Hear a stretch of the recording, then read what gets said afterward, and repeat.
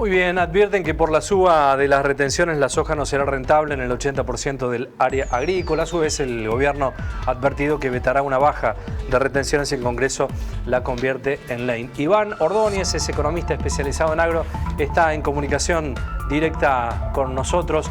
Iván, saludarte, bienvenido, muy buenas tardes. Ezequiel, ¿cómo estás? ¿Me escuchas bien? Sí, perfecto, muy bien. Iván, ¿cuál comienza a ser la lectura de este impacto de las retenciones para el sector? Antes que nada, te quería agradecer la entrevista. Para mí poder charlar con gente de Río Cuarto, que es un ejemplo de la Argentina posible, justamente si no estuvieran las retenciones, es realmente importante. Por ejemplo, en el caso de Brasil, hay estudios de cómo en los últimos 20 años todas ciudades del porte de Río Cuarto aumentaron su tamaño a casi el doble en el lapso de 2 décadas, debido justamente a la enorme actividad económica que generan los productores agropecuarios circundantes a esas ciudades rurales. Y cuando yo pienso en Río Cuarto, que es una ciudad con mucha actividad mixta, económica, con más de 2 o 3 universidades, con sus facultades, etc., me imagino la Argentina posible, una Argentina desarrollada, federal, integrada al mundo, con exportaciones, con comercio. Así que realmente un gusto poder hablar con ustedes. Bueno, gracias por la mención, Iván. Es cierto, y se ha conocido en las últimas semanas, están advirtiendo, ¿no?, que por la suba de las retenciones la soja finalmente no va a ser rentable, ¿no?, como se imaginaba. Es alto el impacto, ¿no?, la producción. Correcto. Los técnicos de CREA, que es una asociación técnica de productores agropecuarios, estimaron estimaron 3 grandes escenarios de retenciones. El primero es la eliminación total, el segundo es cómo estaban hasta el lunes y el tercer escenario es cómo van a estar ahora, ¿de acuerdo? Y lo que pudieron simular fue la rentabilidad en las distintas zonas homogéneas productivas del país, y vieron que solamente lo que se conoce como el Triángulo Dorado, eso es la zona agrícola entre Pergamino, Venado Tuerto y Rojas, la rentabilidad es claramente positiva. Y un poquito más al este, te diría Villegas, la zona muy al este de Córdoba. Y después todo el resto del país, absolutamente todo el resto del país, tiene rentabilidad negativa para la agricultura y particularmente para la soja. Obviamente es un escenario calamitoso, ¿no? Esto obviamente con rendimientos estándares históricos. Si llegara a haber algún principio de sequía y los rendimientos bajan, las retenciones consumen alrededor de un 60, entre un 60 y un 70% de la utilidad del negocio agrícola, o sea, el resultado del negocio agrícola. Cuando hay sequía, ese porcentaje se eleva a aproximadamente el 80-85%, como bien demuestra la Fundación FADA, que también se dio origen en Río Cuarto. Sí, por eso digo que para mí estar charlando con ustedes es un gusto enorme. Bien. Va a haber una menor liquidación en julio también, imagino, Iván, ¿no?, con esta circunstancia. Mirá, típicamente el 54%, entre el 50 y el 60% de los granos se venden en el primer semestre del año, ¿de acuerdo? Claro. Y la situación venía un poco más lenta, no tanto, pero un poco más lenta, a raíz de esta promesa de que se iban a reinstaurar las retenciones. Cada vez que los productores empezaron a ver que era más firme el cumplimiento de esta promesa, empezaron a liquidar. En junio fue el mes récord de liquidación de granos de la historia. Se liquidaron 23 millones de toneladas de granos, de todos los granos estoy hablando.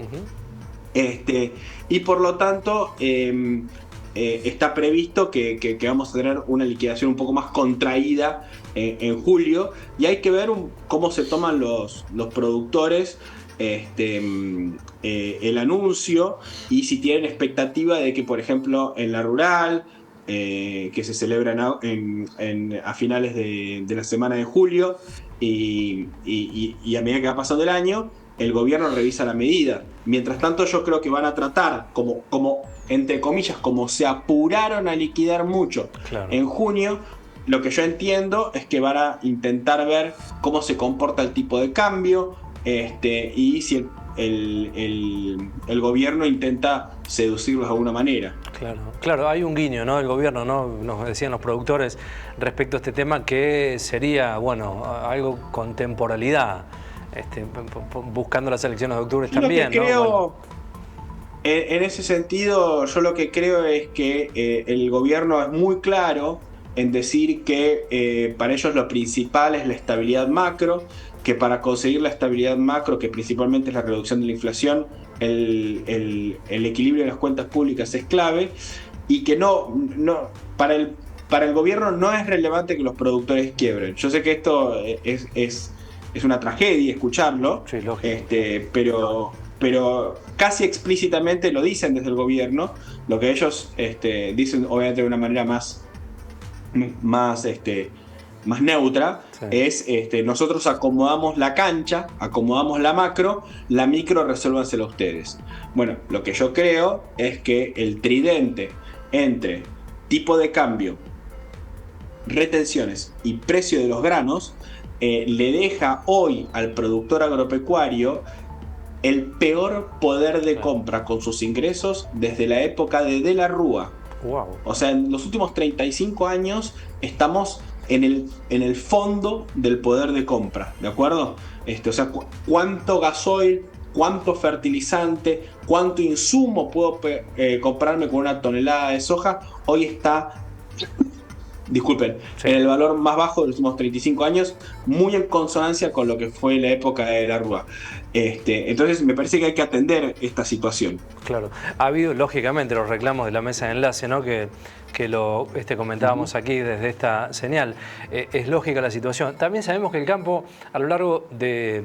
Y también lo sacamos a Milei del esquema, porque la política no ha sabido interpretar otro concepto que es la retención, no ha tenido la creatividad suficiente en los últimos años de encontrar alternativas, ¿no? Para no ir directamente a esta circunstancia que pareciera ser la más sencilla para el gobierno de turno, ¿no? A ver, desde el punto de vista para decirlo de alguna manera, desde la Casa Rosada, desde Buenos Aires, sí, lo que pasa es que las retenciones son a corto plazo una solución muy efectiva, claro, para los problemas de la Casa Rosada, pero a largo plazo generan los otros problemas. Lo que te comentaba al inicio de nuestra charla, que es que las ciudades rurales del interior no crecen, le falta la infraestructura que necesitan. Yo estuve en Río Cuarto, si la memoria no me falla, hace alrededor de 4 o 5 años, y ya era notorio que la infraestructura urbana que tenían no se condecía con el ritmo de crecimiento de la ciudad que había. Claro. Entonces se crean ciudades rurales, entre muchas comillas, que no son dignas o no son cómodas para ser vividas, digamos, y a su vez, como espejo oscuro, el conurbano bonaerense, el conurbano de Rosario, el conurbano de Córdoba crecen en condiciones también muy paupérrimas. Entonces es una solución de corto plazo, pero que va generando cada vez más un problema cada vez más grande de largo plazo, ¿no? Y el Estado argentino, es muy largo para analizar el problema, pero se hizo adicto a las retenciones, claro, porque cobró una dimensión tal que eliminarlas implica caer en déficit, y caer en déficit, si no tenés a alguien que te lo financie prestándote plata, te obliga a emitir, y si te obliga a emitir, ya sabemos lo que pasa, terminamos con 211% de inflación anual. Entonces ese ciclo, afortunadamente creo que está agotado. Yo espero que el resto, digamos, del arco político entienda que el equilibrio fiscal es una condición sine qua non para hacer política pública, y que a partir de ahí vayamos viendo cómo se pueden reducir impuestos tan nocivos como las retenciones, pero hay otros como el impuesto al cheque y los provinciales como los ingresos brutos, ¿no? Claro, aquellos impuestos que llegaron para quedarse definitivamente. Sabemos por la larga historia de la Argentina que es así, y copiando por ahí algunos modelos de países de la región, Iván, ¿no? Que tienen modelos realmente imitables y que son una experiencia realmente interesante de políticas a largo plazo. Mira, es una discusión muy larga.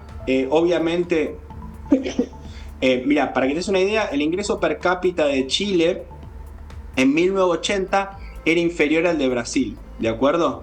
Y hoy es superior al de Argentina. Claro. Y el de Argentina se estancó, y quedó entre el de Brasil y el de Chile.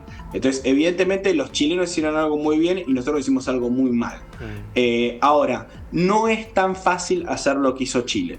Digamos, Chile, Colombia y con menor éxito, si se quiere, Perú y México son ejemplos virtuosos de política pública y de política macro. Brasil hizo muchas cosas bien, pero también hizo muchas cosas mal, entonces el crecimiento de Brasil es bastante decepcionante, pero Argentina claramente está estancada hace mínimo 14 años. Hace 14 años que el ingreso per cápita del país no crece. Y a su vez tenemos estas crisis recurrentes donde destruimos mucha riqueza de golpe y dejamos a muchísima gente fuera del mercado. Entonces, obviamente, hay ejemplos para imitar, no es tan fácil. Muchas veces hay productores que se enamoran de Paraguay, por ejemplo, porque ven cómo crece el agro paraguayo, etc. Pero Paraguay no tiene salud pública, Paraguay no tiene sistema jubilatorio. No es tan sencillo, pero sí es sencillo identificar las cosas que hicimos muy mal en Argentina, ¿no?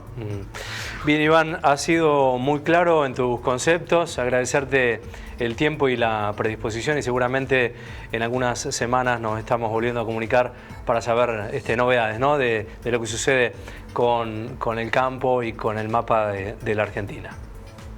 Un gusto enorme y un saludo para todos allá en Córdoba. Gracias, Iván, saludos.